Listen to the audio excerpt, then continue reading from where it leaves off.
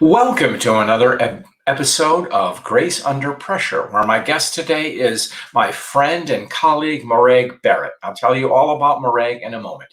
Grace Under Pressure is that LinkedIn Live show that poses questions to thought leaders and doers like Morag, whose ideas and actions are helping us come to a greater understanding of ourselves. Grace Under Pressure reveals what's too often dismissed as the soft stuff, the caring, the connecting, and the commitment we feel toward one another. And when you do it as a leader in challenging times, it requires the ability to act for the team and energize as you go forward. Welcome, Morag. Hi, John. I'm excited to be here. Oh, well, okay. Morag is the author of Cultivate, the Power of Winning Relationships, as well as the future-proof workplace. Okay, we'll start over. Anyway, she's also the founder of SkyTeam, which is a terrific international executive development company. I love their work. That's talk about energy. They radiate it. Morag and her team have supported the development of more than 6,000 leaders throughout technology and many different other industries in 20 different countries and 6 continents. So holding out for that 7th, which I think is Antarctica, but Yep. Okay. Morag, as you'll note from her accent, was originally from the UK, but she's spent many years here in the US, and she's worked all over the world. Her work has been featured in Entrepreneur, Forbes, and CIO. And Morag understands the challenges of running a business because she does it. And she's very good. And that's why she's one of those thought leaders and consultants who knows how business leaders feel, because she is a business leader. Welcome, Morag. It's a pleasure to have you. Thanks, John. Great. Since you're all over the place, metaphorically, these days, you are in contact with lots of executives. What are you hearing? What's different from what you heard in March to what you are hearing now? Oh, well, in March, everybody was just in firefighting mode and reacting to the work from home. And how do we get everybody set up with the laptops and access to systems? And so that for me was actually a godsend, because it allowed my team and I to be heads down ourselves, converting all of our live facilitation programs for virtual delivery and getting the camera, lights, action set up, ready to go. But what I'm hearing now is very different. I think leaders are settling into a routine, and for many of them, they reacted to the announcements in March with an assumption that this was going to be short term, and therefore recalibrating what does it mean to be a great leader, recalibrating what does it mean to build a sense of team. Those were on the back burners at the beginning of the year, but now people are recognizing that they need to focus and invest on the human side of business if we're going to successfully navigate this for the longer term, which is what is apparent right now. Right. I like the way you say the human side of business, because you excel at that. Now, I want to start out with the little things. Tell us about your commute time. Oh, yes. I recorded a little video about this. I couldn't work out why I was getting so tired and grumpy. And I realized at that point, I think I'm now at 250 days since I was last on an aeroplane. And when we had the first request to work from home back in March, I remember, the inner 8-year-old went, woohoo, snow day. And my commute went to bed to desk to bed. And I think for many of us, we did the same. Work was our anchor point in a time of turmoil and change. And I realized that that is not healthy. Doing less than 50 steps a day is not healthy. So I reinvented my commute. Now, that doesn't mean I sit on an airplane or I sit in the car in traffic, but I literally walk from my house around the neighborhood park and back to my house to start the day. And what I found is that makes for a natural transition point where I can switch on the work brain, but also switch it off at the end of the day so that my family and I can decompress and focus on family things versus a never-ending work day. That's such a practical but very simple thing to do, but important. Yeah, I'm sure you found the same, that just reacting and not being thoughtful about how do we make this work, not just for the work's sake, but for the health's sake, the family's sake, the relationships. We're having to reinvent. I'm actually working on an article right now because it suddenly dawned on me. I was in a long-term romantic or long-distance romantic relationship before we had the work from home. My other half was in New York City. He's now here and we have an up-close romantic relationship. But I've also realized that for everybody else in my life, I am now essentially in a long distance relationship with everybody else who matters. And that's changed things on our heads. So I'm working on an article right now, John, about how can we take the tips that we've learned for our romantic relationships that may have been over time and distance and apply those to our everyday relationships when all we're interacting is through the camera or through the phone or through IM. That's what I like about your work, and or just in general. It's got some anecdotal qualities to it that only make it enhance it and give it deeper meaning. And one of those things, and you're the only person I heard that says this, is tell us about airplane time. So, Oh, well, that builds on the commute too. So as a road warrior, my team and I were traveling invariably most weeks. And for me, I never worked on aeroplanes. It's too crowded, it's confidentiality, but it's also an opportunity for me to binge watch the Netflix, to think and just come up with ideas. And again, 250 years, it feels like it, 250 days of working from home, it goes back to being tired and grumpy. I realized that I no longer had the airplane time, which was an opportunity for me to recharge my batteries. So in addition to adding back in the exercise of working around the neighborhood, I've now started blocking airplane time, and I literally call it that, on my calendar. Now, it's not every week, but it is certainly frequent enough that I now make an overt decision. Do I step away from my desk and run errands or just sit and binge watch Netflix as I would on an airplane? Do I choose to stay at my desk and get some of the ideation and creativity done? But it allows me those pauses that my schedule in the past created. And I'm now again recreating them for a work from home environment. that's such a practical and tactical thing, and it also involves a form of permission. Mhm. And I remember you saying something about your airplane time. Then, well, you just said it now that you will watch something on Netflix. So, to me, to watch Netflix during the day, that feels like drinking during the middle of the day. I don't know which, but however we recharge ourselves now with alcohol in the middle of the day, I'm not advocating that, but giving yourself permission to relax, or and that leads to a clearing of the mind, which you said leads to ideation. Correct. Yep. So Yeah, the creativity. I mean, it goes back to all the work and the conversations we've had around grace. And I think for many of us, we are driven to deliver results. It's how we value our contribution to society, to the family, is how many widgets, in tray, out tray, get it done, get it done.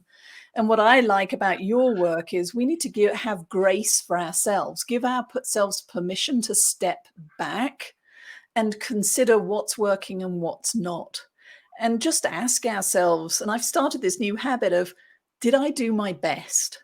So versus beating myself up with, oh, I should have, I could have, I've dropped the ball here, I should have been better there, is, did I do my best?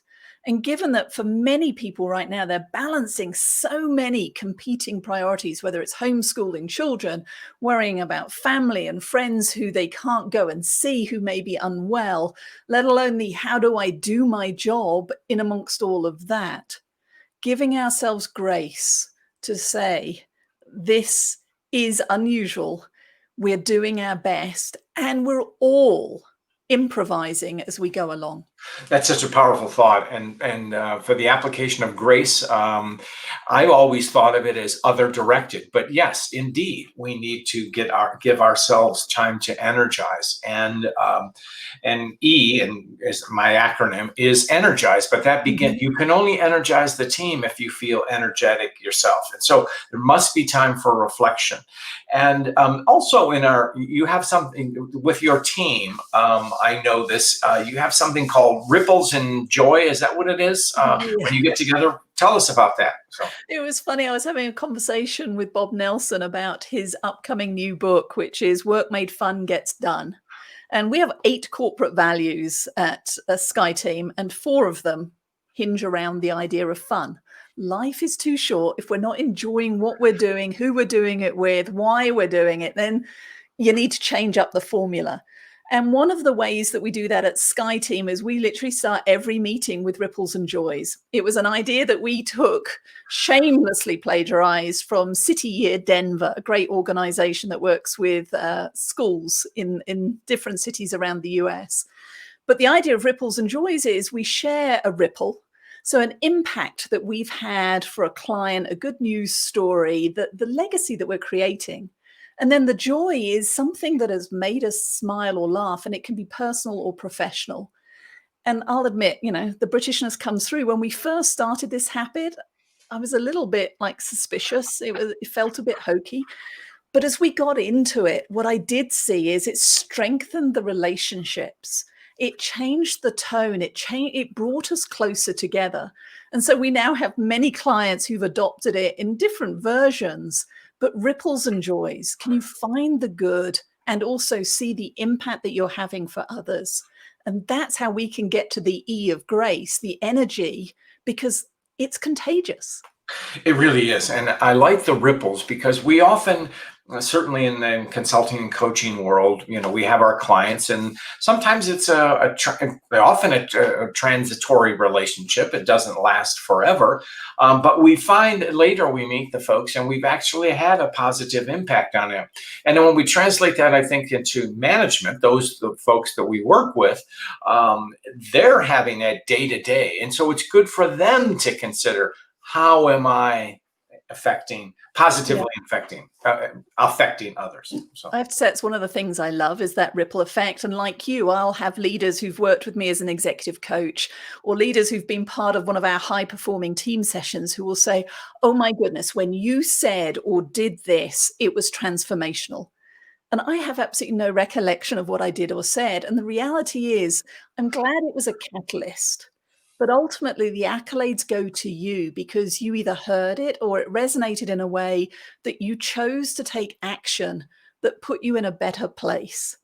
But that's what I love about our work, John. It's often mislabeled as the soft skills, but as you and I know, it's what makes the hard results possible. Because every good idea, every project, every team, every company, they don't fail for a lack of what or having a good idea.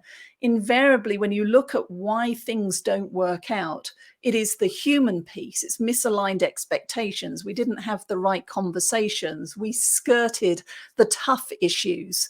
That's what undermines success every single day. And so we all need to jump into the soft skills and embrace them, because that's how you deliver exceptional results. Right. And your organization is the embodiment of that. It's Sky Team. And before we move to the next topic, I would just want to hit back on the joy aspect. I'm so glad you used the term joy. It's one of my I don't want to say a pet peeve, because, we say we strive for happiness, which is fine. It's in the American Constitution, after all, pursuit of happiness, which is a good thing. If I were to rewrite it, I would say pursuit of joy. To me, happiness is an ice cream sundae. It's fine, a child's laugh or something. These make us happy.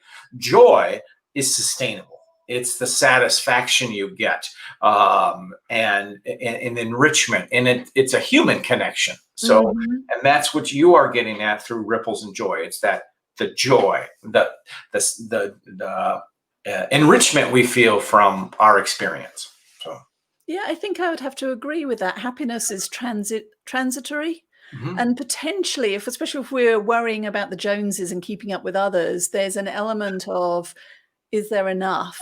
And I work on abundance and generosity, whereas joy for me is, do I look forward to getting out of bed and coming to work on a Monday? Do I look forward? Like, I had a text from a friend and colleague of mine today, Ben Whiting, who's sharing a new podcast. And that brought joy, because as I started to listen to it and I got new insights and just the outreach, the fact that he thought of me today, that brings joy. And to your point, it's sustainable, but it's also contagious. One of the now let's get to the broad. We opened with the minutia, and let's broaden the lens just a little bit because team as the name implies, you work with high performance leaders, but also teams. So, what are the what are the obstacles that prevent teamwork, and how do leaders remove them? So, I think the most fundamental barrier is an assumption that it just happens. And in my experience, the best teams are no accident.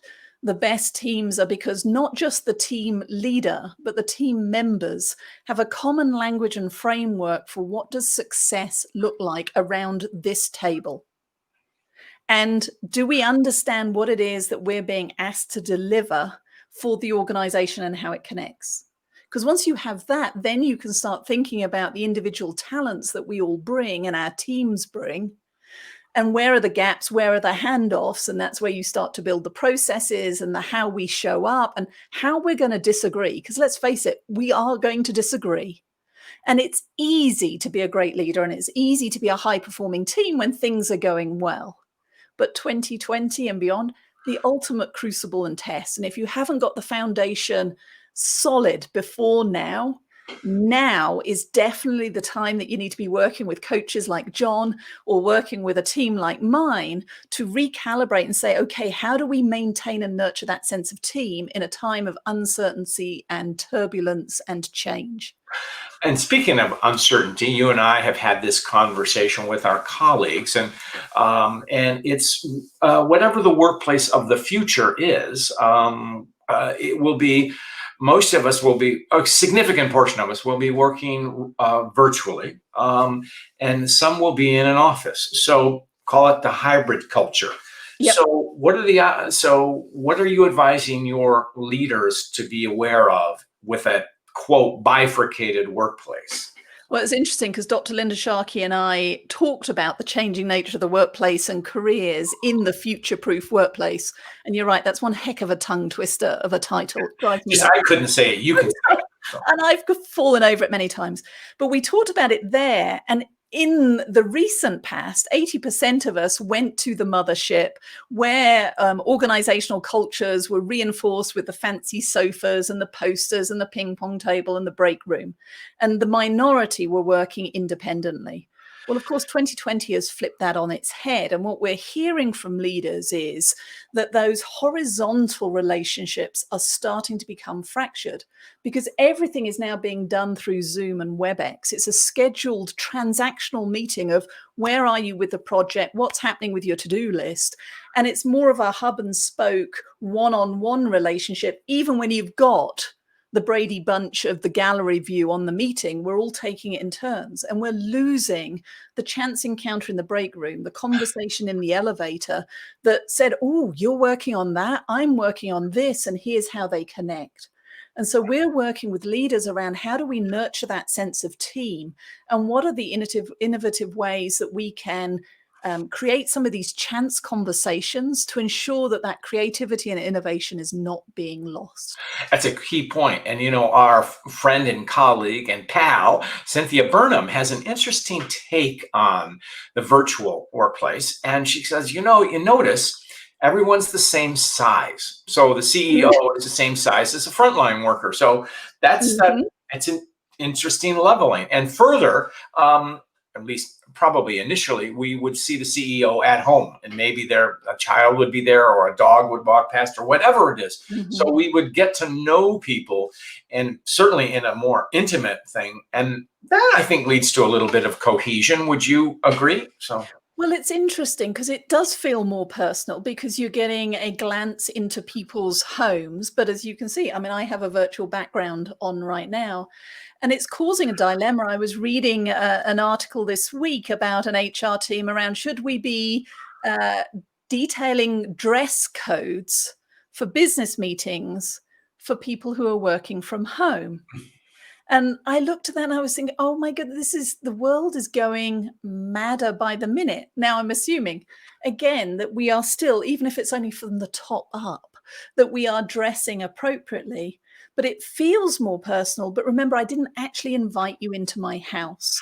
And so it is causing stress for people who may not have the opportunity to have a separate office. Maybe I am working from my bedroom. Just make sure you make the bed. But we have to, again, to your point, give grace for the fact that we don't all have access to a studio type location, a private location.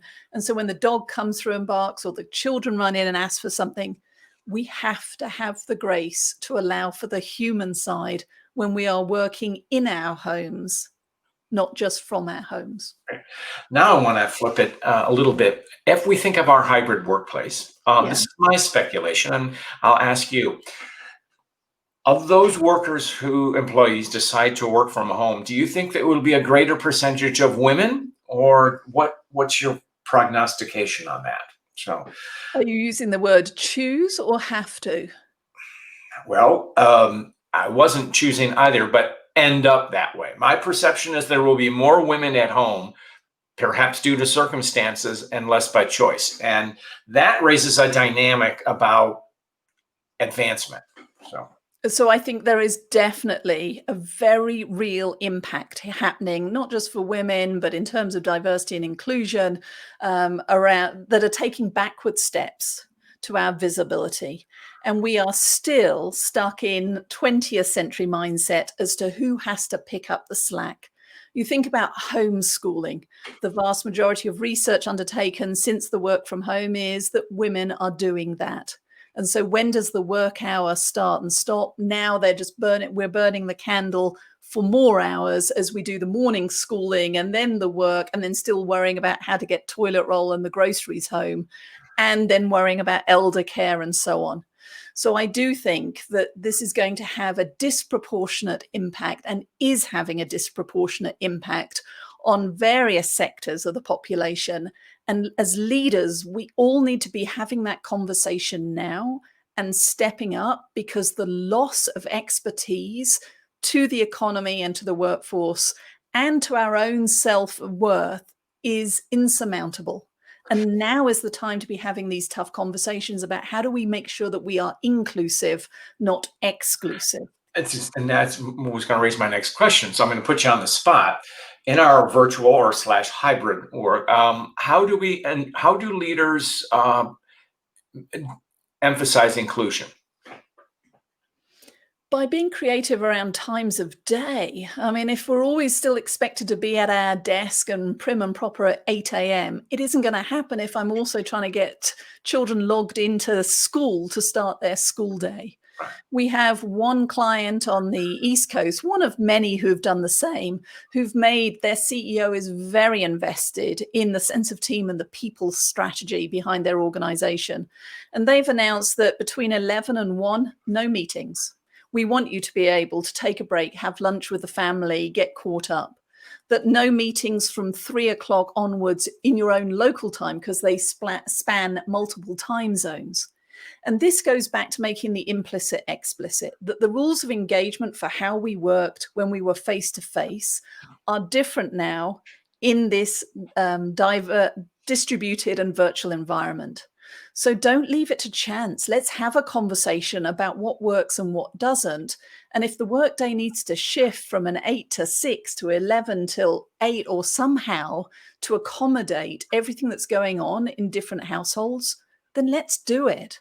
But don't leave it to chance. You know, I'm glad you said it, making the implicit explicit, and it's being respectful of time.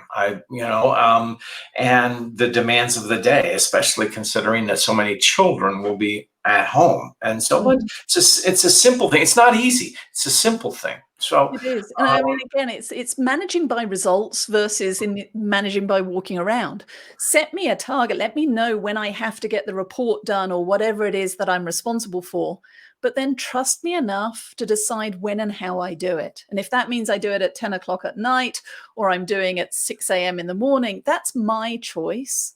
But rather than regimenting again the 8 to 6 and the old jacket on the back of the chair that was so predominant when I was in my banking career, and certainly through the 90s and beyond. It's a powerful thing. So just touching on women in the workplace role, we um, ask of our executives. We praise male executives for demonstrating initiative, and the other side of that is ambition. However, while we like initiative in women, sometimes if they say, "Well, Morag, yes, she does, but she's very ambitious," so and it's not a compliment. So, how do you work with women leaders on that topic or emerging leaders? I've lived through it. I remember a leader early in my career who gave me the feedback that I apologized too much. And the answer is we have to stand in our own truth. And Sally Helgeson's book, How Women Rise, is a powerful framework, not just for women understanding the habits that may hold us back, but for men as well, both in terms of also adopting those habits or avoiding them, but also how they respond to us. And I think if we worry about being seen as assertive being aggressive or bold being misinterpreted as arrogant, then that just perpetuates the I'm just going to keep quiet and keep my head down. And so for each of us, we have to choose how we want to be seen, be intentional about how we show up, but also be proactive in exploring and correcting mislabeling and misinterpretation when it happens. And it starts with being curious. So we have to do it, be bold, speak our mind, seize those opportunities. And then if we hear feedback that doesn't align with our own self-intent, then question it. Start with us, but have that conversation and help others to see our potential versus hiding it. No, that's great. And another word of that, and Sally talks about it, is own the situation and make no apologies for it. And I think this is especially true where women have already been in leadership positions and work it that way. And I mean, we'll figure it out, but don't step back. And you raised something interesting. It was a bit troubling when you said now we're in this hybrid or virtual workplace that it is setting women back, or we're taking a step back. And one of the things is that can't be allowed to step back is the notion of equality or inclusion. Yep.